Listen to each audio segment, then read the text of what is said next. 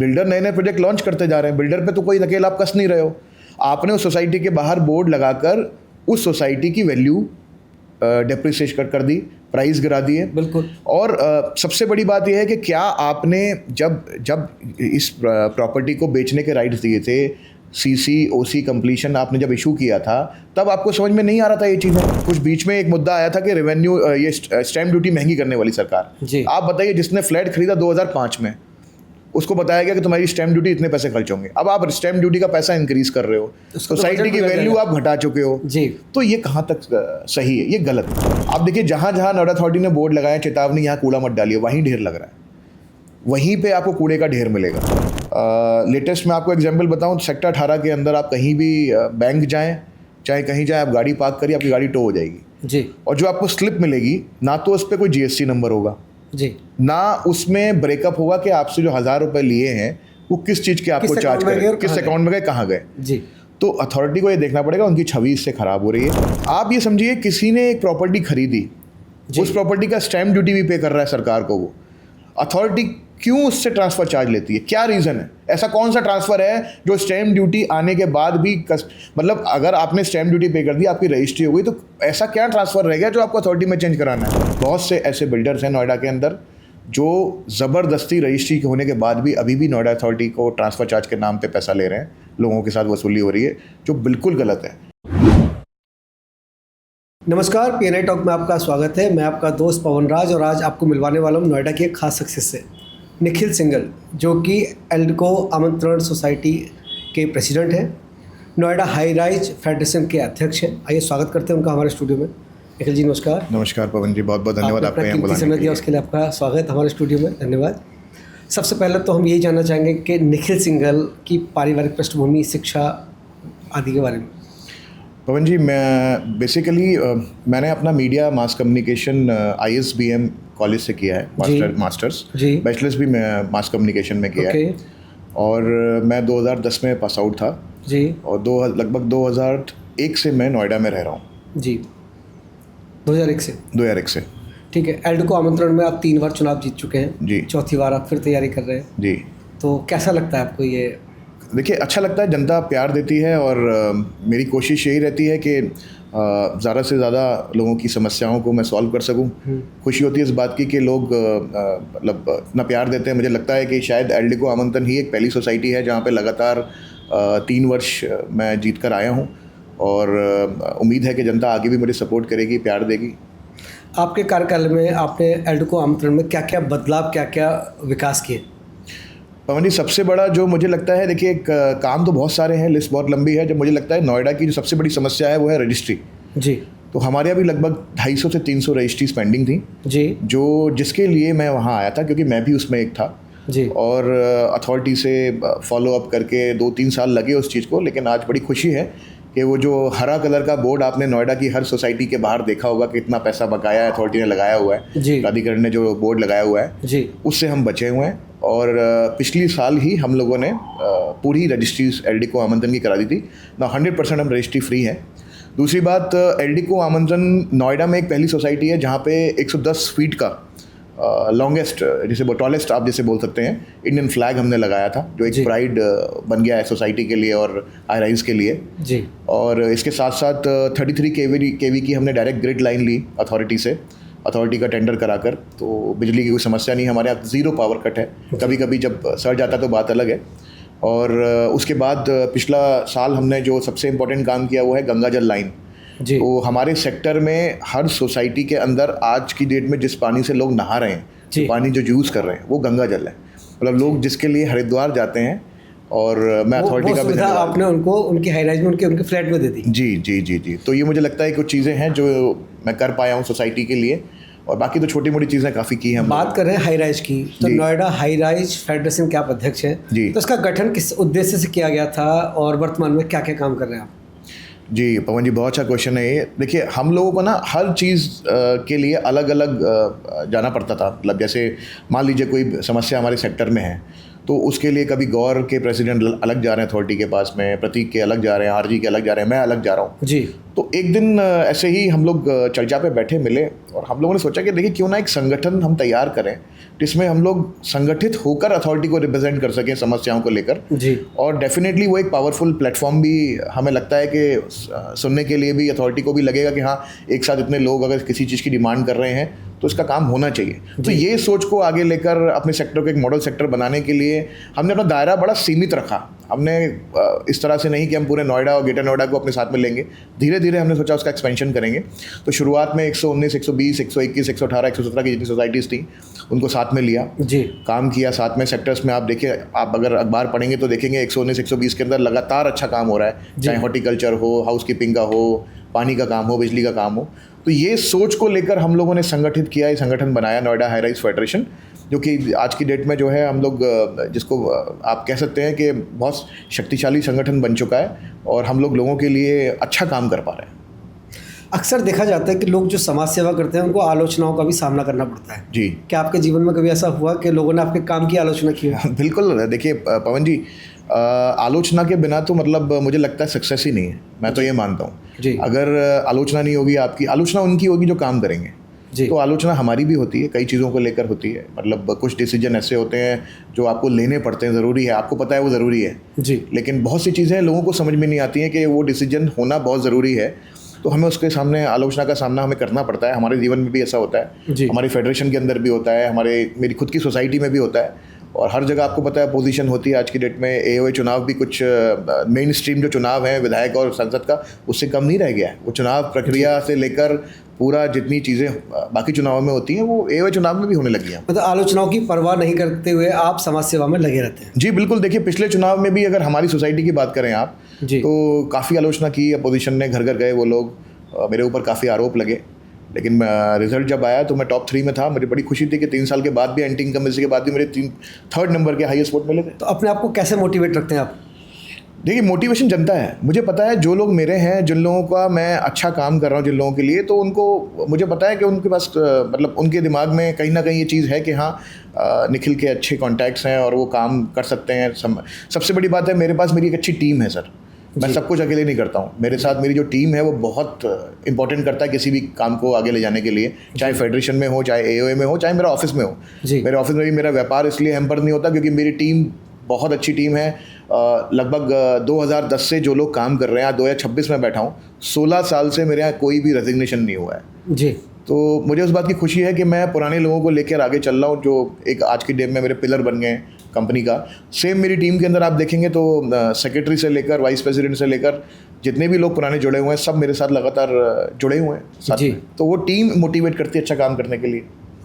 अगर बात करें हम आपके व्यावसायिक जीवन की, तो आप किस क्षेत्र में काम करते हैं और किस तरीके के चैलेंज का सामना किया जब आपने स्टार्ट किया? पवन जी, मेरी पीआर फर्म है और जब मैंने स्टार्ट किया था, मुझे याद है ये बड़ा नया डोमेन था लोगों को समझाने में, जैसे हम कंटेंट मैनेजमेंट बोलते हैं आज की डेट में, तो आप किसी को बताएंगे तो समझ में आ जाएगा लोगों को। बट 15-20 साल पहले की बात मैं कर रहा हूँ, उस समय आप किसी को समझाते थे कि पीआर क्या है तो बड़ा अटपटा सा लगता था कि मतलब आप क्या करते हैं, पब्लिक रिलेशंस में क्या होता है, कैसे कंटेंट मैनेज करते हैं। तो मैं जिस कॉलेज में था वहाँ मेरा प्लेसमेंट नहीं हो पाया था, और प्लेसमेंट ना होने के कारण मैंने सोचा क्यों ना अपना व्यवसाय स्टार्ट किया जाए। और जिस कॉलेज में मैं था, मेरा पहला अकाउंट ही वही था। जिस कॉलेज में मैं पास आउट हुआ था, मैंने अपने कॉलेज के जो चेयरमैन हैं उनसे बोला था कि आप मुझे मौका दीजिए, मैं इस पूरे कॉलेज का मार्केटिंग, कम्युनिकेशन और क्रिएटिव हैंडल करना चाहता हूँ जी। और बड़ी खुशी, उन्होंने विश्वास जताया और मुझे पहला अकाउंट मिला। उसके बाद कारवां चलता गया। Mineral water company Bisleri international का अगर आप नाम सुनते हैं तो जी, पिछले 15 सालों से हम लोग उसका मार्केटिंग और सब चीज़ देखते हैं। कंटेंट मैनेजमेंट भी हमने हैंडल किया था पास्ट में, और अलग अलग क्षेत्रों में अलग अलग, जैसे रियल एस्टेट में नोएडा के अंदर ऑलमोस्ट सभी लोगों के साथ मैं काम कर रहा हूँ मार्केटिंग जी। तो शुरुआत में कुछ चैलेंजेस हुए समझाने में कि हम एक्चुअली करते क्या हैं, पर धीरे धीरे वो कारवां चलता गया और काम इसी हो गया। कोई जीवन का घटनाक्रम जिसने आपने बहुत कुछ सीखा हो? पवन जी, कोविड ने बहुत कुछ सिखाया मेरे को। जैसे कि कोविड में क्या था, देखिए कोविड के दौरान कंपनीज़ ने अपने एम्प्लॉयज़ को तो निकालना चालू किया ही, साथ साथ अपने खर्चे काटे। हमारा जो काम है उसे हम लग्जरी में लेते हैं। जब आदमी पे एक्स्ट्रा मनी होगा तब वो अपनी मार्केटिंग, ब्रांडिंग और अपनी इमेज बिल्डिंग पे खर्च करेगा जी। तो सबसे पहला डेंट हमें लगा। मेरे पास कोविड के दौरान लगभग 30 से 35 क्लाइंट थे, और कोविड जब पूरी वेव आ गई थी तो मेरे पास एक भी क्लाइंट नहीं बचा था, ज़ीरो जिसे बोलते हैं। क्योंकि सबसे पहले आदमी जो कट करता है वो अपना लग्जरी आइटम कट करता है, जो एक्स्ट्रा आइटम है वो कट करता है। तो किसी भी कॉर्पोरेट के अंदर कॉर्पोरेट कम्युनिकेशन मार्केटिंग जो है वो लास्ट आता है जी, क्योंकि उससे आप सेल्स जनरेट करते नहीं है, बिल्कुल, वो मार्केटिंग और ब्रांडिंग के लिए आपकी जी। तो वो एक बहुत बड़ा चैलेंज था। तब मैंने शिफ्ट किया एडवर्टाइजिंग की तरफ जी। कोविड के दौरान। उस टाइम पे हम लोगों ने मैंने स्ट्रेटेजी बनाई कि देखिए जो लोग मेरे साथ जुड़े हैं उनको तो मैं निकाल नहीं सकता और सैलरीज उनकी देनी है। तो मैंने उस समय एडवर्टाइजिंग पे शिफ्ट किया। आपको याद होगा उस समय मोदी जी बोलने आते थे बीच बीच में, तो हमने एक प्रॉपर्टी क्रिएट की और उसको सेल करना चालू किया कि जब भी मोदी जी बोलने आएंगे तो आपका एल बैंड, एस्टर्न बैंड्स, ये सब टेलीविज़न पे दिखाया देगा।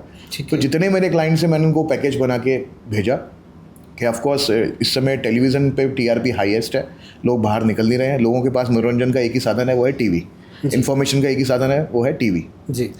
अखबार भी आपको पता आ नहीं रहे थे, बंद हो गए थे काफ़ी, बीच में सर्कुलेशन भी कम हो गई थी। तो टीवी पे मैंने शिफ्ट किया और भगवान की दया से वो बड़ा अच्छा मेरा गया और मुझे लगभग 20 से 25 ऑर्डर्स मिले और वो कंटिन्यू किया मैंने। चल निकला तो काम चल निकला और मेरे सारे एम्प्लॉयज़ मेरे साथ आज भी हैं। मैंने किसी का कुछ भी सैलरी रिडक्शन से लेकर फायरिंग से लेकर कुछ भी नहीं किया और उसी का भगवान की दया से सब कुछ, वो जो ख़राब टाइम था वो एक अच्छे टाइम में मेरे लिए कन्वर्ट हो गया और वो एक मेरा एक्स्ट्रा डोमेन बन गया, जिसके लिए मैंने अलग से एक कंपनी फॉर्म करी है अभी, जिसमें मैं सारा टेलीविज़न नेटवर्क और इलेक्ट्रॉनिक मीडिया हैंडल करता हूँ। अच्छा, नई युवा पीढ़ी अगर स्टार्टअप में आना चाहे, एंटरप्रेन्योरशिप में आना चाहे, तो उनके लिए आप क्या कहना चाहेंगे, क्या एडवाइस है आपकी? देखिए सर, मेरी अभी तो मेरी उम्र काफ़ी छोटी है उनको एडवाइस करने की, बट मेरा जो एक्सपीरियंस है उसके बिहाफ पे मैं ये बोल सकता हूँ, आप किसी भी काम को पकड़ें तो उसको उसके पीक पर लेकर जाएं। आजकल युवा क्या करते हैं, हम ये भी कर लेते हैं, हम ये भी कर लेते हैं, 4 चीज़ों को अगर आप मिस करेंगे तो वो चीज़ें सक्सेसफुल होना थोड़ा मुश्किल है। लेकिन मुझे लगता है अगर आप फोकस रहेंगे, डिटरमाइंड रहेंगे एक चीज़ के पीछे और उसको सीख के उसको पीक पर लेकर जाइए तो 100% सक्सेस आपकी होगी। डाउनफॉल से मत डरिए, डाउनफॉल हर किसी की ज़िंदगी में वो आता है 100% आता है सर। मैंने भी ये देखा, मतलब जब खुद पे आया तब वो सीखा मैंने। और आज मुझे लगता है जो लोग बोलते हैं, जो बड़े बड़े एंटरप्रेन्योर्स हैं जिनको मैं देखता हूँ, पढ़ता हूँ, वो सही बोलते हैं कि हर किसी की ज़िंदगी में डाउनफॉल आता है, कुछ ना कुछ सिखा के जाता है। तो उससे डरिए नहीं, उससे सीखिए और वो पार्ट है सक्सेस का आपकी। अगर आपकी ज़िंदगी में डाउनफॉल नहीं है तो सक्सेस आ ही नहीं सकता। समाज सेवा जब करते हैं तो परिवार का कोई ऐसा सदस्य जो कहता हो कि आप समाज सेवा में समय ज़्यादा दे रहे हैं, व्यवसाय में कम दे रहे हैं, तो कितना साथ मिलता है परिवार का? देखिए ये तो रूटीन है, मतलब मेरी फैमिली में भी होता है, लेकिन हालांकि क्या है कि मेरे पास ये एडवांटेज है कि जो मेरी वाइफ हैं वो भी सेम डोमेन से हैं जी, वो भी पीआर डोमेन से हैं, तो वो मेरा ऑफिस वर्क भी हैंडल कर लेती हैं। हाँ, कभी कभी होता है कि आप कम टाइम दे रहे हैं, कम्युनिटी काम में लगे हुए हैं, घर पे ध्यान कम दे रहे हैं, बट मुझे लगता है कि देखिए दोनों चीज़ें बैलेंस करना ज़रूरी है। तो कुछ हद तक मैं नहीं कर पा रहा हूँ क्योंकि मुझे लगता है कि ये एक इम्पॉर्टेंट टाइम है जो मुझे लगता है कि अगर मैं कम्युनिटी वेलफेयर की तरफ कम करूँगा तो कुछ ऐसी चीज़ें हैं जो मैं नहीं कर पाऊँगा। तो कुछ शिकायतें घर में रहती हैं, ऑफकोर्स सभी के घर में रहती हैं, बट मोर और लेस मेरा परिवार मुझे बड़ा मोटिवेट रखता है और सपोर्ट करता है, जिसकी के कारण है कि मैं बार बार कोई भी मुझे काम मिलता है उसको मैं सफल तरीके से करने की कोशिश करता हूँ। जानना चाह रहा था कि आपकी बिजनेस रेस्पॉन्सिबिलिटी अलग है, फिर कम्युनिटी के अलग हैं जी, पता नहीं कैसे आप मैनेज करते हैं, तो दर्शक भी जानना चाहेंगे कैसे मैनेज करते हैं आप? देखिए मैंने ना अपना बड़ा फोकस रखा हुआ है टाइम पीरियड में, आपको बताऊँ जी, मैं चूँकि मैं मीडिया का पर्सन हूँ, मैं व्हाट्सएप पे बड़ा एक्टिव हूँ। तो मोस्टली अगर किसी की कोई कंप्लेन आती है, कोई प्रॉब्लम आती है, तो मैं चाहता हूँ व्हाट्सएप पे उसको मैं रिवर्ट करके उसको कर देता हूँ हैंडल। बाकी कुछ जो मेरे की क्लाइंट्स हैं उनको मैं खुद हैंडल करता हूँ। वीकली मीटिंग्स, वीकली कैचअप तो हम रखते ही हैं उनके साथ में। और बाकी मेरी, जैसे मैंने बताया आपको, मेरी टीम बहुत लंबी चौड़ी अब बन चुकी है। जैसे हमारी ऑफिस इस समय 4 लोकेशन पे हैं। बॉम्बे की ब्रांच अलग है, वहाँ पे मेरे अलग पार्टनर्स हैं, दुबई में अलग है, और दिल्ली में मेरे एक बहुत पुराने मित्र हैं, मतलब जो मेरे साथ ही पढ़े हैं शुरू से, मास्टर्स में भी और बैचलर में भी, तो वो पूरा दिल्ली ऑफिस संभालते हैं। तो टीम जब आपकी अच्छी हो तो टाइम मैनेजमेंट हो जाता है, काम हो जाता है, मेरा ये मानना है। देखते हैं समाज सेवा की, तो समाज सेवा में टाइम तो लगता है, साथ में फंड की भी ज़रूरत होती है जी। फंड कैसे मैनेज करते हैं? देखिए ऐसा है, जिस डोमेन से मैं आता हूँ पवन जी, हमारा जो काम था बेसिकली स्पॉन्सरशिप जनरेट करना, मार्केटिंग, रेवेन्यू जनरेशन करना और तरह तरह की आईपीज़ क्रिएट करना जिससे आप रेवेन्यू जनरेट कर सकते हैं। तो ऑफकोर्स वो जो मेरे कॉन्टेक्ट्स बिल्डअप हैं उसको मैं अपने कम्युनिटी में भी यूज़ करता हूँ, कम्युनिटी हेल्प में भी करता हूँ, क्योंकि देखिए बहुत सी लोगों को ये नहीं पता कि हर कंपनी का एक CSR बजट होता है जिनको स्पेंड करना ही है। तो मेरे कनेक्शन हैं कॉर्पोरेट्स के अंदर, तो कहीं अगर ज़रूरत पड़ती है तो मैं CSR फंड को वहाँ लगवा लेता हूँ। जैसे लेटेस्ट एग्जांपल दूँ, शायद आपको पता होगा 122 में हमने एक स्कूल को अनमोल इंडस्ट्रीज से पूरा रिवैम्प कराया था, शायद आप नहीं आ पाए थे उस कॉन्फ्रेंस के अंदर, तो वो भी एक CSR का पार्ट था। मैं नोएडा हाई राइज फेडरेशन की तरफ से वहाँ गया था जी, और वहाँ पे बच्चों का क्लासरूम एकदम आधुनिक बनाने का काम मैंने अनमोल, जो मेरे बिस्किट्स बनाते हैं, इंडस्ट्री क्लाइंट हैं, उनसे डिस्कस किया था, उन्होंने वो करके दिया। तो कहीं ना कहीं आपके जो कॉन्टैक्ट्स हैं वो इसमें काफ़ी हेल्प करते हैं। अच्छा, क्या समाज सेवा करना कांटों भरा ताज है, कह सकते हैं? जी बिल्कुल, आप कह सकते हो। देखिए मुझे लगता है थैंकलेस जॉब तो है, लेकिन आपको ये सोचना पड़ेगा कि आप इससे कुछ फ़ायदा लेने के लिए नहीं कर रहे हैं। अगर आप जिस दिन ये सोचने लग जाएंगे कि आपको इससे क्या फ़ायदा होगा, आप क्यों कर रहे हैं, तो आप समाज सेवा कर ही नहीं पाएंगे। मेरा ऐसा मानना है कि आप करते जाइए, फल तो आपको मिलेगा ही मिलेगा, ऐसा नहीं है। मतलब लोगों का प्यार ही, अब देखिए ना, अब लोगों का प्यार, ब्लेसिंग्स। लेटेस्ट एग्जांपल में आपके स्टूडियो में आया, अभी आपने देखा मेरे पास फ़ोन आया, किसी का बच्चा गुम हो गया। जी जी। तो सिक्योरिटी को अलाइन किया मैंने और उनका बच्चा मिल गया। उन्होंने लिखा मुझे कि very very thank you Nikhil ji. तो ये एक अंदर से मुझे खुशी है कि चलिए कोई आदमी बहुत परेशान था और मेरे कुछ एफर्ट्स करने से उनका वो काम भी हो गया। और तो मुझे उस चीज़ का बड़ा, मतलब मुझे रिलैक्स रहता हूँ मैं एट दी एंड, क्योंकि मैं प्रेमानंद महाराज को बहुत फॉलो करता हूँ, उनकी रील्स को बहुत फॉलो करता हूँ जी। और वो हमेशा यही कहते हैं कि आप अपना कर्म किए, कर्म करे जाओ। आप ये मत देखो कि आपको क्या फल मिलेगा, क्या फ़ायदा होगा। कर्म करेंगे तो आपके कर्म ही आज की डेट में आपको आगे लेके जाएंगे। आप बात करें समाज सेवा की, तो आज देखते हैं हम हर शहरों के अंदर वृद्धाश्रम बढ़ते जा रहे हैं। बिल्कुल। किसकी कमी मानते हैं, शिक्षा की या संस्कार की? सर देखिए, शिक्षा की कमी तो है ही, क्योंकि देखिए शिक्षा के लिए तो माँ बाप उनको इतना पढ़ा रहे हैं कि लोग विदेश जाके सेटल हो रहे हैं, तो फिर माँ बाप क्यों अकेले रह जाते हैं? सर देखिए, ऐसा ना, शिक्षा एक ऐसी चीज़ हो गई है, माँ बाप को ना एक्चुअली लगता है स्कूल भेजना, कॉलेज भेजना ही शिक्षा रह गई है। जबकि आपको क्या है, बच्चे को बताना पड़ेगा कि उनके लिए इम्पोर्टेंट क्या है। आज के जो बच्चे, आज की डेट में जो बच्चे आ रहे हैं, जैसे मेरे घर में भी है, तो हम उनको बताते हैं कि दादा दादी, नाना नानी, ये सब लोग कितने इंपॉर्टेंट हैं आपके लिए, आपकी फैमिली कितनी इंपॉर्टेंट है आपके लिए। अब जैसे कि कभी कभी कोई हमारी फैमिली में फंक्शन होता है मान लीजिए, और जैसे हमारे बच्चे हैं, उनको कहीं अपने दोस्तों के बर्थडे में जाना है, तो हमारी हमेशा प्रायोरिटी ये रहती है कि उनको बताएं कि देखो बेटा, दोनों चीज़ें बैलेंस करना ज़रूरी है, आपके दोस्त भी लेकिन परिवार भी। तो माँ बाप को हमेशा ये सोच के बच्चों को आगे बढ़ाना है कि आपको आपका परिवार की देखरेख करना बहुत ज़रूरी है। वो संस्कार आपको अंदर डालना पड़ेगा शिक्षा के साथ साथ। हाँ, शिक्षा भी ज़रूरी है, बट वो शिक्षा आपको स्कूल कॉलेज में नहीं मिलेगी, वो शिक्षा आपको अपने माँ बाप से ही मिलेगी। क्या छोटा परिवार होना ये सबसे बड़ी वजह मान सकते हैं? बिल्कुल, छोटे परिवार। अब देखिए, जैसे अर्बन सिटीज़ के अंदर, नोएडा जैसी सिटीज़ के अंदर आप देखेंगे तो परिवार बहुत छोटे हैं जी। और अगर आप जॉइंट फैमिली में रहते हैं तो इस तरह की दिक्कतें बहुत कम आती हैं, क्योंकि वहाँ उस माहौल में आप ढलते हैं, बड़े होते हैं, तो आपको सब चीज़ों की इंपॉर्टेंस पता लगती है। तो ये जो गैप क्रिएट हो रहा है, कहीं ना कहीं ये एक प्रॉब्लमैटिक है आने वाली जनरेशन के लिए, और ख़ास करके जो नई जनरेशन आ रही है उसके लिए तो बहुत ज़्यादा है। आप बात कर रहे हैं नई जनरेशन की, तो समाज सेवा से दूर रहती है न्यू जनरेशन जी। उसके पीछे क्या वजह? युवा पीढ़ी समाज सेवा में आना नहीं चाहती, भाग दौड़ लगी, पहले शिक्षा फिर कैरियर बनाने में लग जाते हैं। समाज सेवा कैसे होगी फिर? देखिए, आजकल पवन जी, बच्चों पे ना बहुत प्रेशर है। आजकल के बच्चों पे कंपटीशन, एक दूसरे की होड़ लगी हुई है। उसका बच्चा इतने % लाया तो मैं इतने लाऊंगा, उसका बच्चा उस एग्ज़ाम में फलाना पास हो गया तो मैं करूँगा। जो कि मुझे लगता है उस चीज़ को लेकर बच्चों पे जो प्रेशर बिल्डअप हो रहा है, कहीं ना कहीं वो चीज़ें घातक हैं।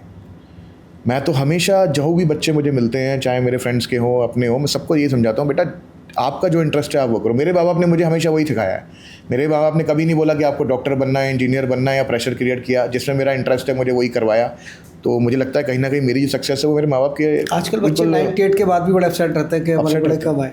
बिल्कुल ठीक कह रहे हैं आप। वो प्रेशर ऐसा बिल्डअप हो गया आज की डेट में पवन जी बच्चों के ऊपर, जो कि घातक है, वो नहीं होना चाहिए। उसमें उसको जो स्ट्रेस बस्ट आउट कर सकते हैं वो पेरेंट्स ही कर सकते हैं। पर मैं देखता हूँ आजकल पेरेंट्स ही बच्चे को प्रेशर क्रिएट करते हैं। बहुत से पेरेंट्स ऐसे हैं कि नहीं, आपको you have to do it, अगर वो इतने % लाया तो आपको इतने लाना है। वो गलत है, वो गलत है। शिक्षा से कभी आदमी बड़ा नहीं बन सकता, समझदार बन सकता है, नॉलेज आपको मिल सकती है, लेकिन बड़ा आपको बनना है तो उसके लिए शिक्षा ज़रूरी है। लेकिन प्रेशर इतना क्रिएट करके अगर आप बच्चे को शिक्षा देना चाहते हैं तो वो कहीं ना कहीं मार्क्स की भाग दौड़ में ना लगे, बिल्कुल ना लगे। अगर हम बात करें व्यवसाय की, तो आज बिजनेस एनवायरनमेंट चेंज हो रहा है, नई नई टेक्नोलॉजी आ रही है, मार्केट की स्ट्रेटेजी चेंज हो रही है, इसको आप कैसे देखते हैं? बिल्कुल पवन जी, हर दिशा में बिज़नेस में अपग्रेडेशन चल ही रहा है। जैसे मैं आपको एग्जांपल दूं, मेरे एक क्लाइंट हैं, वो व्यापार मंडल है उनका बहुत बड़ा है इंडिया के अंदर, CAIT, confederation of all India traders association. जी। ठीक है, अभी खंडेलवाल जी हैं वो MP भी बन गए हैं चांदनी चौक से, बहुत अच्छे मित्र हैं हमारे। तो आप देखिए अब वो तरह तरह के सेमिनार्स करते हैं, लोगों को फिर जागरूक करते हैं कि नहीं आप ऑनलाइन शॉपिंग से निर्भर मत रहिए, आप स्टोर अभी भी जाइए, स्टोर में जाके आपको ये बेनिफिट मिलेगा, सामने देख के आप चीज़ ला सकते हो, ऑनलाइन पे आपको ये प्रॉब्लम है। तो वो धीरे धीरे अब उन्होंने स्ट्रेटजी अपनी चेंज की है। जैसे कि पहले वो डिपेंडेंट थे वॉक इन कस्टमर्स पे, तो अब आप देखेंगे तो जो भी दुकानदार हैं, शॉपकीपर्स हैं, उन्होंने भी अपना आपको शिफ्ट किया है कि हम आपको होम डिलीवरी देंगे, वही सर्विसेज देंगे जो फ्लिपकार्ट और बाकी कंपनीज दे रही हैं। जी। तो हमारी भी इंडस्ट्री के अंदर, मीडिया के अंदर बहुत चेंजेस आए हैं AI आने के बाद, और ब्लॉग राइटिंग से लेकर आप देखिए आजकल जो क्रिएटिविटी की तो मतलब भरमार है इंडिया के अंदर, आप देखेंगे तो। जी, बिल्कुल। तो हमें भी टाइम टू टाइम अपनी स्ट्रेटजी चेंज करनी लेकिन पड़ती है। लोगों का मानना है कि AI के आने से बहुत लोगों को जॉबलेस होना पड़ेगा। देखिए AI के कुछ एडवांटेज भी हैं और नुकसान भी हैं, किसी भी चीज़ के वो तो होते ही हैं। ये मुझे लगता है कि AI कहीं ना कहीं IT फील्ड में तो कम से कम डेंट करेगा ही करेगा, क्योंकि AI का जो मैकेनिज्म अब क्रिएट किए जा रहे हैं, नए नए जो वर्जन्स आ रहे हैं पवन जी, वो तो मतलब बहुत अपर लेवल पे आगे जा रहे हैं। आप सोचिए, आप क्या दिमाग में सोचिए, आप वो आपको ड्राफ्ट करके मिल जाएगा। म्यूजिक तैयार हो रहा है, सॉन्ग्स तैयार हो रहे हैं, म्यूजिक फिल्में तैयार हो रहा है। इनफैक्ट हमारी तैयार इंडस्ट्री में हम लोग ब्रांड एंडोर्समेंट करते हैं, तो हम लोग अक्षय कुमार, सलमान खान, शाहरुख खान सबको साइन करते हैं, बड़ा बड़ा अमाउंट देते हैं ब्रांड्स के लिए। आजकल AI की वीडियोस क्रिएट कर लीजिए आप 5 मिनट के अंदर अपने प्रोडक्ट्स के लिए, 5 मिनट्स के अंदर जी। ऑनलाइन। तो कहीं ना कहीं नुकसान तो है इंडस्ट्री को, बट लेकिन आप अगर देखिए तो मुझे लगता है कि अगर ढंग से यूज़ किया जाए इसका बैलेंस तरीके से, तो बेनिफिट भी है। अभी हाल ही में बजट 2026 पेश किया गया था जी। आम आदमी को क्या मिला? कुछ भी नहीं, आम आदमी के लिए इस बजट में कुछ नहीं था। देखेंगे लास्ट बजट में कह सकता हूँ जो स्टैंडर्ड डिडक्शन 12 लाख तक लेके गए थे, बहुत अच्छा मूव था एक, क्योंकि ₹1,00,000 महीना बेसिक नीड बन गया किसी भी आदमी की आजकल। अगर उसे अर्बन सिटी में रहना है, डेवलप शहर के अंदर रह रहा है, अगर वो कैपिटल सिटी के अंदर, वो एक बहुत अच्छा मूव था। पर इस साल मुझे तो पर्सनली समझ नहीं आया है, मतलब किसी भी तरह का कोई ऐसा फॉर्मूला या कोई अट्रैक्शन बजट में मुझे नहीं दिखा जिससे बेनिफिट हो। रियल एस्टेट की जैसे डिमांड रहती है हमेशा सिंगल विंडो कॉन्सेप्ट की, कि आप क्लियरेंस टाइम पे दीजिए, जी। वो भी पेंडिंग है काफ़ी सालों से, उनको भी कुछ नहीं मिला। IT के अंदर भी कुछ ऐसा नहीं था जिससे बूम मिले, आप देख ही रहे हैं, वो भी दिक्कत था। और जैसा कि ऑयल और बाकी इंडस्ट्री के अंदर था कि चलिए हम एथेनॉल लाएंगे तो शायद प्राइजेस कम होंगे, मार्केट शेयर बढ़ेगा, बेनिफिट होगा लोगों को, कुछ भी नहीं है। इस बार बजट बड़ा निराशाजनक रहा मेरे को लगता है। एक समस्या और सामने देखने को मिली, UGC यूनिवर्सिटी ग्रांट कमीशन, जी। बड़ा बवाल हुआ, इसके बारे में आपका क्या विचार है? बहुत घातक है सर, ये बहुत गलत है। मतलब मुझे इस पे खुल के बोलने में कोई शर्म नहीं है। जी। मैं भी बनिया समाज से आता हूँ, वैश्य समाज से आता हूँ, स्वर्ण समाज से मैं आता हूँ। और देखिए हम लोग हमने हमेशा गवर्नमेंट को सपोर्ट किया है, और इस तरह का कोई भी एक्ट लाना, वो सीधे सीधे आप उस एक कम्युनिटी पे हमला कर रहे हैं जैसे बोलते हैं। जी। तो हमने भी इसमें हम लोगों ने मैंने इंडिविजुअली काफ़ी प्रयास करे हैं, और मैं भी मिला हूँ काफ़ी लोगों से। आपने देखा होगा काफ़ी प्रोटेस्ट भी चल रहे हैं और बाइकआउट भी चल रहे हैं। किसी भी तरह सरकार को मनाया जाए कि भाई आप इसको रोल बैक करिए, ये गलत है। क्योंकि देखिए रिजर्वेशन ठीक है, एक हद तक मैं मानता हूँ, आप ठीक है किसी छोटी कम्युनिटी को या पिछड़े वर्ग को आप आगे लेना चाहते हो, लेकिन आप उसके बदले में किसी भी कम्युनिटी का इस तरीके से गला नहीं दबा सकते। ये गला दबाने वाली बात है। जी। तो इस पे तो मुझे लगता है सरकार को नुकसान काफ़ी हद तक। तो क्या जो 2012 की पॉलिसी थी UGC की, वो लागू कर दी जाए, या उसमें भी कोई संशोधन हो, या इसमें संशोधन हो? देखिए इसमें संशोधन तो पक्का होना चाहिए, ये तो बिल्कुल एक तरफा है, मैं बिल्कुल बताऊंगा आपको। और 2012 की जो पॉलिसी है उसके लिए भी मतलब सरकार को सोच के दोबारा से अगर लागू कर सकते हैं तो उस पर विचार गवर्नमेंट कर सकती है अगर, तो बहुत अच्छी बात है। संशोधन की ज़रूरत है। संशोधन की ज़रूरत तो बिल्कुल है। इस पॉलिसी को तो रोल बैक ही करना चाहिए, संशोधन नहीं, ये तो रोल बैक होना चाहिए, बिल्कुल क्लियर है। अभी हाल में एक मुद्दा और गरमाया हुआ है, घरेलू गैस, जिस पर रेट भी बढ़े जी, उसके बाद भी किल्लत है जी, लोगों को नहीं मिल रहा, हाहाकार मचा हुआ है जी। इसके बारे में आपकी क्या राय है? जी पवन जी, ये बहुत प्रॉब्लमेटिक हो गया है। मतलब मैं एक लाइव एग्जाम्पल से आपको समझाता हूँ कि किस तरह से दिक्कत है। अब जैसे 2 अप्रैल को हनुमान जन्मोत्सव होता है, हर बार तैयारियाँ होती हैं, बड़े बड़े जगह जगह विशाल भंडारे होते हैं, तैयारियाँ होती हैं। तो बहुत सारी सोसाइटीज़ हैं हाई राइज की, जहाँ मेरे मित्रगण हैं वो अपना अरेंजमेंट कर रहे हैं भंडारे का, पर लेकिन किसी को सिलेंडर नहीं मिल पा रहा। तो मतलब सरकार जो बोल रही है किसी तरह की दिक्कत नहीं है, वो बिल्कुल गलत है। ऐसा नहीं है, दिक्कत लोग है। बता रहे 3,000, 4,000, 5,000 तक का रेट पहुंच गया है। बिल्कुल बिल्कुल बिल्कुल। देखिए वो क्या होता है ना, सरकार तो थोड़ा सा कहीं प्रॉब्लम होती है, बाकी जितने भी माफिया और ये लोग होते हैं, काला बाजारी वाले होते हैं, वो उसको और ख़राब कर देते हैं। तो इसकी समस्या बहुत ज़्यादा चल रही है इस समय। और जैसे मैंने आपको लाइव एग्जाम्पल बताया, 4-5 लोगों को तो मैं जानता हूँ जिनके यहाँ प्रोग्राम है 2 अप्रैल को, और नहीं है, उसकी वजह से कैंसिल करना पड़ रहा है प्रोग्राम को, किसी और चीज़ में कन्वर्ट करना पड़ रहा है। तो ये एक बहुत बड़ी समस्या है, जहाँ सरकार को जल्दी इस पर कुछ स्टेप लेना चाहिए। और काला बाजारी जो है, सबसे पहले इनको पकड़कर और इनसे रुकवाना चाहिए। बिकॉज इतनी, ठीक है कमी है मैं मानता हूँ, लेकिन इतनी कमी नहीं है मार्केट के अंदर एलपीजी की।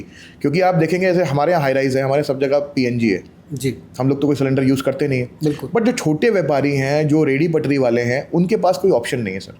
वो सिर्फ और सिर्फ इसी पे डिपेंडेंट है, सिलेंडर पे।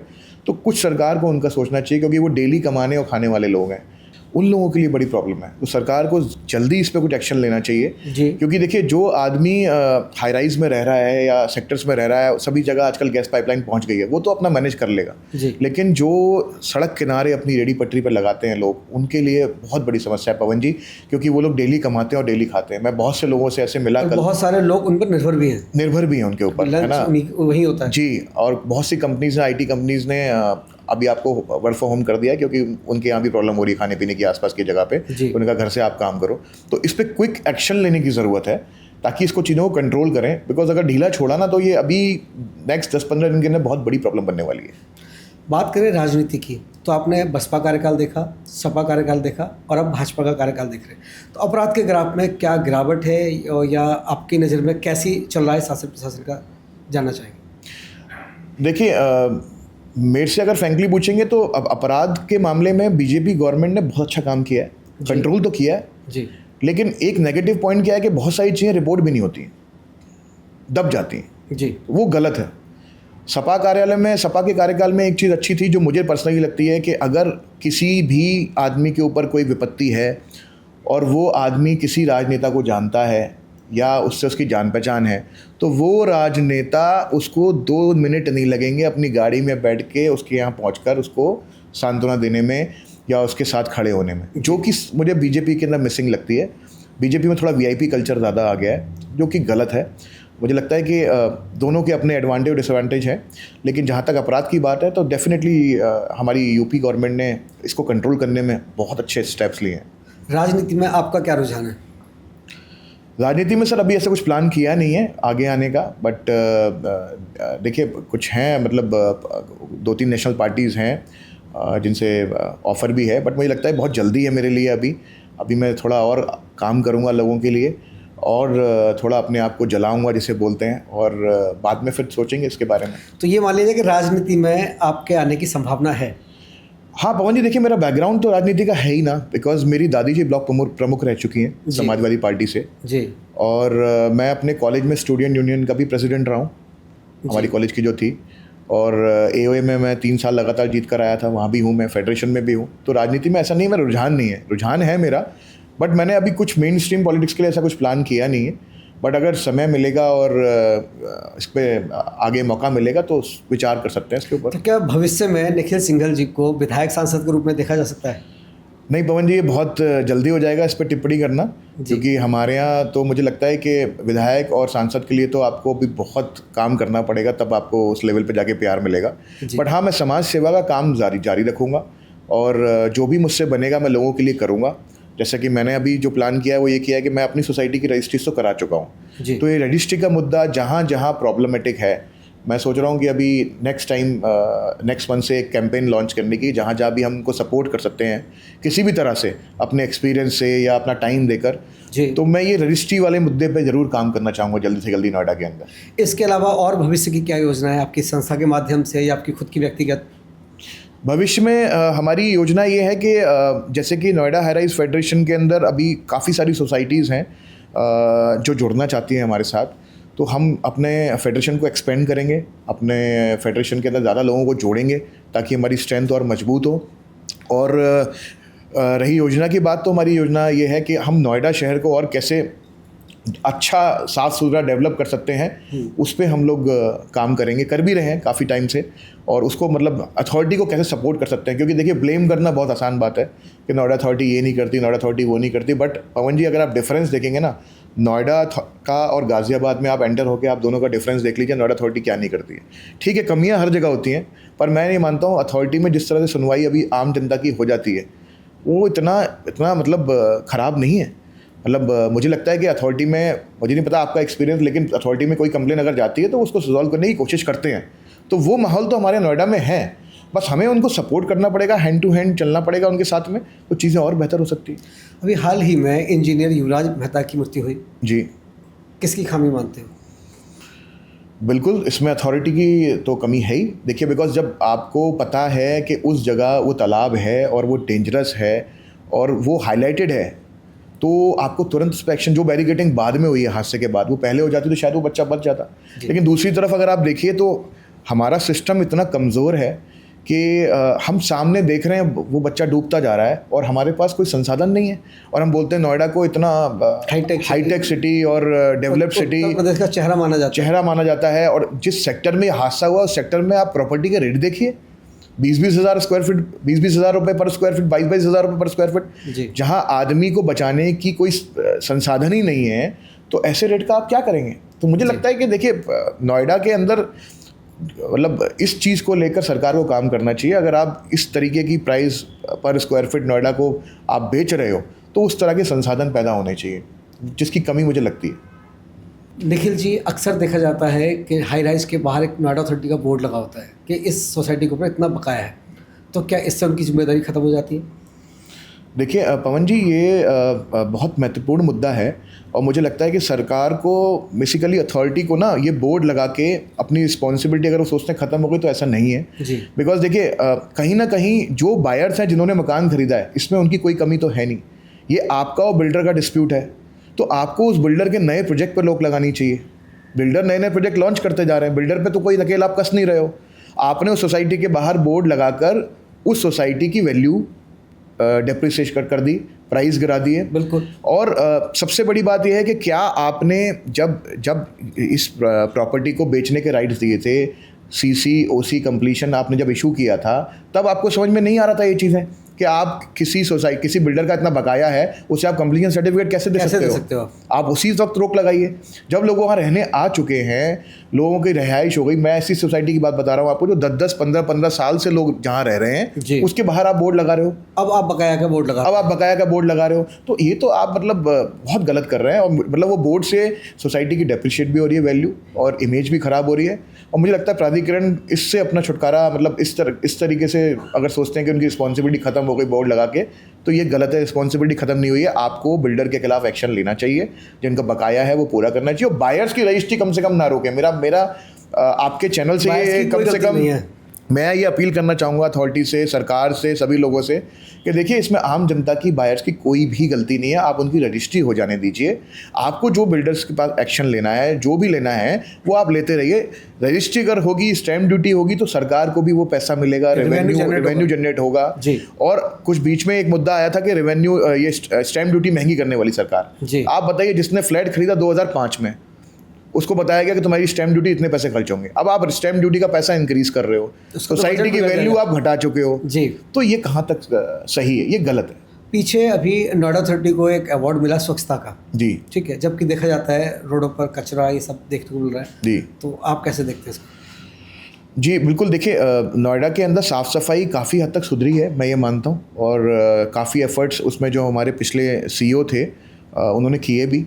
मैं पर्सनली भी अपना एक्सपीरियंस बता देता हूँ। जब मैंने हमारे जो पुराने CEO थे उनको कोई चीज़ डाली है कि यहाँ ये प्रॉब्लम है कूड़े को लेकर, गार्बेज को लेकर, उन्हें वो टेकअप करी है। लेकिन एक जो कमी मुझे लगता है पर्सनली, जो आज तक है, आप देखिए जहाँ जहाँ नोएडा अथॉरिटी ने बोर्ड लगाया, चेतावनी यहाँ कूड़ा मत डालिए, वहीं ढेर लग रहा है, वहीं पर आपको कूड़े का ढेर मिलेगा।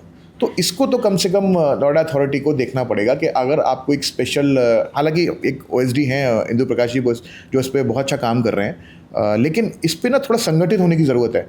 हम सब कुछ अथॉरिटी पर नहीं डाल सकते हैं। ये लोगों को जहाँ रहते हैं उनको प्रॉपरली मॉनिटर करना पड़ेगा, कौन कूड़ा डालने वहाँ आ रहा है। जैसे हमारे सेक्टर में हमने 2 लोगों को पकड़ा और पकड़ के पुलिस के हवाले किया, उनका चालान भी कटवाया। जी। तो मुझे लगता है नोएडा अथॉरिटी को थोड़ा सा टास्क फोर्स बढ़ाने की ज़रूरत है। इन जगहों को चिन्हित कर लें जहाँ जहाँ उनके बोर्ड लगे हैं, और अगर 3-4 दिन में भी वो लोकल पुलिस प्रशासन के साथ या अपनी टीम के साथ में मॉनिटर कर लें तो वो लोग पकड़े जाएंगे। तो ये नेग्लिजेंस मुझे लगता है लोगों का भी, अथॉरिटी का तो है ही, जिसकी वजह से नोएडा की खूबसूरती जो है वो कहीं ना कहीं डेंट हो रही है। और मुझे लगता है कि शायद अथॉरिटी इस पर काम करे तो बेहतर है। आपके जीवन यात्रा को अगर देखें जी। तो आपकी जो लर्निंग्स रही होंगी जीवन की, उसमें सबसे अच्छी लर्निंग कौन सी रही जिससे आपको सीख मिला? देखिए, मेरे को जो पर्सनली लर्निंग मिली है वो आपको जो हासिल करना है वो ग्रेजुअली मिलेगा, जल्दीबाजी के चक्कर में कुछ नहीं मिलेगा। मैंने कुछ मेरे जो पर्सनल एक्सपीरियंस हैं, मैंने जब प्लान किया कि मुझे दुबई में अपना ऑफिस खोलना है और इस टाइम पे खोलना है, वो कभी नहीं हुआ। जो चीज़ आपको ग्रेजुअली मिल सकती है वो ग्रेजुअली ही मिलेगी, वो आप किसी भी हद तक आप जाएंगे जल्दीबाजी करेंगे वो नहीं मिलेगी। तो मुझे तो लगता है कि जो सक्सेस है वो टाइम बाउंड होती है, मतलब धीरे धीरे ग्रेजुअली अगर आती है तो वो लॉन्ग टर्म तक रहती है। धैर्य और संयम रखना। धैर्य संयम बहुत ज़रूरी है। निखिल जी, अब बात करते हैं नोएडा की समस्याओं की। जी। तो आप किन किन समस्याओं का सामना करते हैं, क्या देखते हैं आप नोएडा में कि क्या समस्या है, उनका क्या समाधान होने चाहिए, उसके बारे में जानना है। देखिए, मैं बेसिक सुविधाओं की बात करूँगा। देखिए, हमारे नोएडा में तो अभी अगर आप देखेंगे तो पब्लिक ट्रांसपोर्ट बहुत वीक है, जिसकी डिमांड काफ़ी टाइम से की जा रही है और हम लोग भी एज अ फेडरेशन भी कर चुके हैं। तो अगर आप देखेंगे जो सेक्टर्स हैं अंदर जाके, जैसे हमारे भी सेक्टर्स हैं, वहाँ पे कोई पब्लिक कन्वीनियंस नहीं है। तो किसी भी सिटी को, शहर को, अगर आपको उसको मॉडर्नाइज़ करना है, पब्लिक ट्रांसपोर्ट उसका हार्ट है, तो वो एक कमी मुझे नज़र आती है जिस पे काम करना चाहिए। दूसरा, नोएडा एक्सटेंशन के अंदर मेट्रो का मुद्दा बहुत पुराना हो चुका है, मतलब उस पर काफ़ी लंबे समय से वो लंबित है। तो कहीं ना कहीं सरकार को उस पर ध्यान रखे। वहाँ के, क्योंकि वहाँ की डेंसिटी बहुत ज़्यादा है पवन जी, वहाँ पे ज़रूरत से ज़्यादा फ्लैट बने हुए हैं, मैं ये कहूँगा। चिकित्सा की सुविधा भी नहीं है, और चिकित्सा की सुविधा भी नहीं है। रोड्स इंफ्रास्ट्रक्चर आप देखेंगे तो एक वो गौर सिटी वाला ही रोड पूरे को कनेक्ट करता है, तो वहाँ मेट्रो की बहुत ज़रूरत है। और ग्रेटर नोएडा का हमारा एक चैप्टर है नोएडा हाई राइज फेडरेशन का, जहाँ पे हमारी वहाँ भी टीम है। तो वहाँ के लोगों की हमेशा डिमांड ये रहती है कि मेट्रो के ऊपर जल्दी से जल्दी काम हो। तो मैं तो ये चाहता हूँ कि मेट्रो, पब्लिक ट्रांसपोर्ट, ये दोनों चीज़ें नोएडा के अंदर एक बहुत ज़रूरी चीज़ है।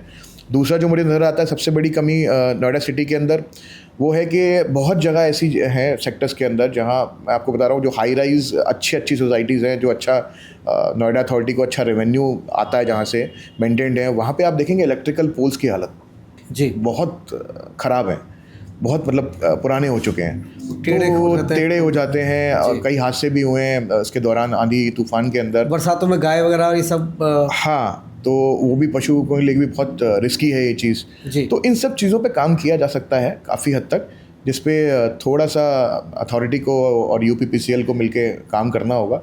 और हम तो तैयार हैं साथ में जहाँ भी बोलेंगे काम करने के लिए। कुछ चीज़ें जो सुधार सकते हैं नोएडा को, वो ये सब चीज़ें हैं। पार्किंग समस्या को कैसे देखते हैं आप? पार्किंग समस्या नोएडा के अंदर, देखिए, मुझे लगता है कि देखिए गुड़गांव से तो बहुत बेहतर है। अगर आप देखा जाए तो नोएडा के अंदर पार्किंग समस्या है, ऐसा नहीं है, लेकिन बेहतर है। अथॉरिटी को ये करना चाहिए। अब जैसे लेटेस्ट मैं आपको एग्जांपल बताऊं, सेक्टर 18 के अंदर आप कहीं भी बैंक जाएं, चाहे कहीं जाएं, आप गाड़ी पार्क करिए, आपकी गाड़ी टो हो जाएगी। और जो आपको स्लिप मिलेगी, ना तो उस पर कोई जीएसटी नंबर होगा, ना उसमें ब्रेकअप होगा कि आपसे जो 1000 रुपये लिए हैं वो किस चीज़ के आपको चार्ज करें, किस अकाउंट में गए, कहाँ गए। तो अथॉरिटी को ये देखना पड़ेगा, उनकी छवि इससे ख़राब हो रही है। बहुत सारे लोगों ने मुझे कंप्लेन की है इसको लेकर कि इस पर निखिल जी आप अथॉरिटी को कुछ बोलिए कि कुछ डिटेल्स आने चाहिए। गाड़ी अगर बंदा कोई बैंक गया, बाहर आके आपने टो करी, और टो करने में जो गाड़ी डैमेज भी हो रही है, उसकी लॉ ये कहता है कि अगर डैमेज होती है तो उसका भरपाई जो है प्रशासन करेगा। लेकिन वो सब लीपापोती कर दी जाती है, आम आदमी को डरा के धमका के वो चार्जेस लेने पड़ते हैं।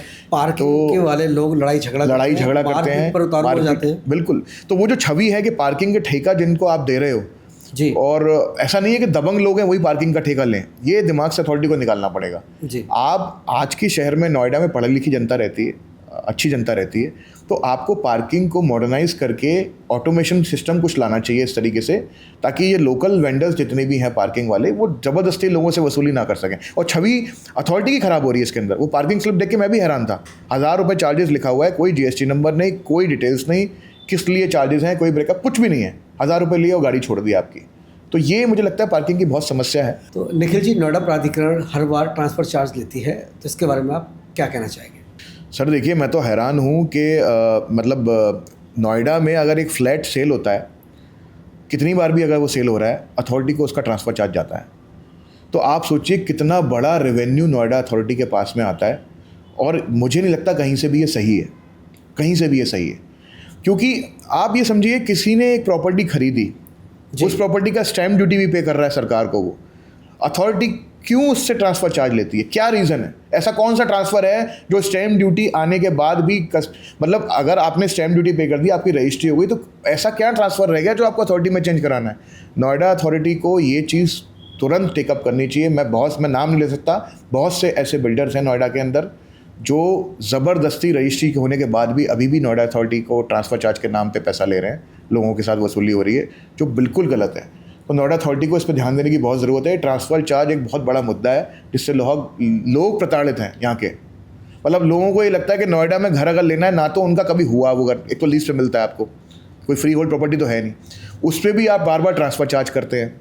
जब भी आप फ्लैट बेचोगे आपको ट्रांसफ़र चार्ज देना पड़ेगा, क्योंकि रजिस्ट्री तो आपको पता है कि 90%, 70%, 60% जो भी है नोएडा के अंदर है नहीं। और कुछ तो ऐसे बिल्डर हैं जो रजिस्ट्री होने के बाद भी ट्रांसफ़र चार्ज ले रहे हैं। तो ये बिल्कुल गलत है, अथॉरिटी को इस पर सोचना चाहिए। योगी जी से भी मेरी रिक्वेस्ट है, मैंने पहले भी एक चिट्ठी लिखी थी उनको, कि इस पर ज़रूर ध्यान दिया जाए। और अगर इसके लिए नोएडा को नगर निगम बनाने का सोच रहे हैं, फ्री होल्ड करने का सोच रहे हैं, तो मुझे लगता है कि अगर इसको करने से ये ट्रांसफ़र चार्ज लोगों का बच सकता है तो कोई बुरा चीज़ नहीं है। हालांकि नोएडा अथॉरिटी जिस तरह से मेंटेन कर रही है, मुझे उसमें कोई बुराई नहीं है बोलने में कि बहुत अच्छा कर रही है नोएडा को मेंटेन, लेकिन जिस तरह की वसूली नोएडा में हो रही है वो बहुत गलत है। निखिल जी, एक बात और जानना चाहेंगे आपसे कि आज देख रहे हैं सड़कों पर ठेले पटरी वाले बढ़ते जा रहे हैं, क्यों, आप कैसे देखते हैं? पवन जी, सीधा सीधा है, काम नहीं है लोगों के पास, एम्प्लॉयमेंट नहीं है, बिल्कुल नहीं है। अब देखिए, कोई किसी के पास नौकरी नहीं है, काम नहीं है, तो उसके पास आखिरी ऑप्शन अपना पेट पालने के लिए तो यही रहता है कि कहीं वो रेडी पटरी लगा ले, अपने परिवार का पेट पाल ले। और अब आप देखेंगे तो पिछले 1-1.5 साल में पूरे नोएडा के अंदर हर जगह ऐसी कोई जगह नहीं बची है जहाँ पे रेडी पटरी वाले नहीं है। बढ़ते जा रहे हैं, बढ़ते जा रहे हैं, बढ़ते जा रहे हैं जी। तो अथॉरिटी ने कई बार हटाने की कोशिश भी करी है, लेकिन मुझे लगता है कि मुख्य रूप से वेंडिंग जोन बने हुए हैं प्रॉपरली। देखिए, इसमें 2 मुद्दे हैं, एक तो रेडी पटरी वाले बढ़ते जा रहे हैं जी, दूसरा मुद्दा है कि रेडी पटरी वाले अनऑथराइज भी बढ़ते जा रहे हैं। कुछ तो ऑथराइज भी हैं, नोएडा अथॉरिटी ने ऑथराइज़ किए हुए हैं, लेकिन क्या होता है उसके अंदर, जैसे मैं आपको हमारे सेक्टर का एक एग्जांपल दूं, हमारे सेक्टर में एक वेंडिंग जोन है जहां पे तकरीबन 25 से 30 रेडी पटरी वाले वेंडिंग जोन में अप्रूव्ड है लगाने के लिए। लगते कितने, आप गैस करिए कितने लगते होंगे? जहाँ 25 अप्रूव है वहाँ कितने लगते होंगे? डबल से भी ज़्यादा होंगे शायद। 200। 25 का केवल 25 के अप्रूवल हैं और 200 रेडी पटरी, 150 या 200 रेडी पटरी वाले वहाँ पे मौजूद रहते हैं। और ये प्रशासन को हम कई बार बोल भी चुके हैं इसके बारे में, कई बार प्रशासन ने भी एक्शन लिया है, हटाया है, पर लेकिन फिर से वही 2-3 दिन बाद पुलिस और प्राधिकरण के लोग के मिलीभगत होती है। सच है क्या? बिल्कुल। देखिए, अब कुछ चीज़ें आपके सामने हैं, आपके सामने कुछ चीज़ें हो रही हैं, प्राधिकरण को दिख रहा है कि यहाँ अनऑथराइज वेंडिंग जोन के अंदर हमने 25 अप्रूव करी हैं और 100, 150, 200 लगी हुई हैं, तो फिर वो कहते हैं कि हमें पुलिस से मदद चाहिए। अरे आप, पुलिस भी सरकारी है, आप भी सरकार हो, तो आप आपस में बात कर लो। पुलिस को हम बोलते हैं तो बोलते हैं हमें नोएडा अथॉरिटी चिट्ठी दी है, हमने, पुलिस ने जब आवेदन हमें किया कि हमें आप लिखित में ला के दीजिए कि ये गलत है तो हम कार्रवाई करेंगे, तो हम नोएडा अथॉरिटी से लिखित में चिट्ठी भी लेकर आए, उन्होंने फिर कार्रवाई करी, फिर वहीं का वही है। तो मुझे लगता है कि कहीं ना कहीं दोनों लोग आपस में, जो आप बोल रहे हैं साठगांठ वाली बात, मैं उसको बिल्कुल डिनाई नहीं करूँगा, क्योंकि अगर ये लोग चाहें, पुलिस चाहे तो क्या नहीं कर सकती पवन जी। पुलिस के आगे अगर कोई आदमी चौड़े में कहीं वेंडिंग जोन में लगा रहा है, बिना पुलिस की उसके लिए नहीं लगा सकता। तो मुझे लगता है कि इस पर ध्यान देने की ज़रूरत है। और जहाँ तक रेडी पट्टी वाले के बढ़ने का सवाल है, तो मेरे को लगता है अनएम्प्लॉयमेंट एक सबसे बड़ा मुद्दा है। पूरे नोएडा के अंदर आज की डेट में रेडी पटरी वाले बढ़ चुके हैं। निखिल जी, आज देखते हैं नोएडा में तो हरियाली खत्म होती जा रही है, तो आने वाले समय में इकोसिस्टम को कैसे बैलेंस किया जाएगा, इसके बारे में आपकी क्या राय है और क्या कहना चाहेंगे इस बारे में? बिल्कुल पवन जी, देखिए, नोएडा में जिस तरीके से रियल एस्टेट का डेवलपमेंट हो रहा है, हालांकि किसी भी शहर के लिए बहुत ज़रूरी है, अच्छा भी है, लेकिन मुझे लगता है कि थोड़ा सा सरकार को, प्रशासन को, अथॉरिटी को ये ध्यान में रखना चाहिए कि वो बैलेंस्ड हो। बहुत सी ऐसी जगह हैं, जैसे आप सेक्टर 51 देख लीजिए, जो स्पेक्ट्रम मेट्रो के आसपास है, जहाँ पे सेंट्रल मार्केट भी है, दोनों साइड बहुत बड़ी ग्रीन एरिया थी, जो अब दोनों साइड मॉल आ गए हैं जी। और भी काफ़ी एरिया है जहाँ पे कंटेस्टेड मॉल्स और रियल एस्टेट प्रोजेक्ट्स ये सब आ गए। तो हमें इस पे ध्यान देना पड़ेगा प्राधिकरण को कि इकोसिस्टम को बैलेंस करने के लिए ग्रीनरी बहुत ज़रूरी है और उसको इस हद तक ख़त्म ना किया जाए कि बाद में ये आपसे उस रूप में वसूला जाएगा जिसमें हमारे बच्चों को और हमारी आने वाली पीढ़ी को तकलीफ़ होगी, आने वाली पीढ़ी को भुगतना होगा। आने वाली पीढ़ी को, हाँ बिल्कुल भुगतना पड़ेगा। मतलब वो एक तरीके से आपको पे बैक करना पड़ेगा। देखिए एनवायरनमेंट के साथ खिलवाड़ हर जगह जो है ना, आप देखिए वो महंगी पड़ी है, हर जगह महंगी पड़ी है। तो अगर आप कहीं भी ख़त्म करेंगे ग्रीनरी को या फिर जो हमें मिला है, प्रकृति मिली है, उसको आप पूरी तरह से डैमेज करने की कोशिश करेंगे, प्रकृति से छेड़छाड़ हमेशा नुकसान देगी आपको। तो ये अथॉरिटी को थोड़ा ध्यान में रख के करना चाहिए और हर जगह थोड़ा सा ग्रीनरी मेंटेन रखेंगे। तो देखिए हमारे दिल्ली एनसीआर में सबसे बड़ा मुद्दा तो आप देखिए पोल्यूशन का ही है ना, जहाँ पे हम लोग हर बार आप देखिए हर बार का हो गया अब तो ये पुराना, कोई सरकार किसी को दोष देती है, अब सरकार भी चेंज हो गई तो भी वही हालत है जी। तो हमें तो मुझे लगता है कि देखिए इसको ध्यान में रखते हुए कम से कम नोएडा अथॉरिटी को ग्रीनरी पे बहुत ध्यान देना चाहिए। और इस साल तो ज़्यादा कुछ काम भी नहीं हुआ पॉल्यूशन के अंदर, जिस तरह पिछले से 2 साल में बहुत अच्छा कंट्रोल किया था नोएडा ने, जिस तरह का छिड़काव करना और स्टेप जो लिए थे, इस साल वो नहीं किया है। तो अगर आप ये सब करते जाएंगे तो फिर तो कभी आप इस चीज़ से काबू ही नहीं पा पाएंगे। निखिल जी, आपकी एंटरप्रेन्योर जर्नी के बारे में जानना चाहेंगे। सर मेरी एंटरप्रेन्योर जर्नी बड़ी अप्स एंड डाउन्स में रही है जी। जो कि मुझे लगता है कि सभी जितने भी बिजनेसमैन हैं उनके साथ में रहता होगा, और काफ़ी उतार चढ़ाव मैंने देखे हैं। और जहाँ तक है मैं इतना कहना चाहूँगा कि देखिए सक्सेस को कभी भी आप अपने दिमाग में मत लाइए, नहीं तो आप उसी दिन आपका फुल स्टॉप लग जाएगा।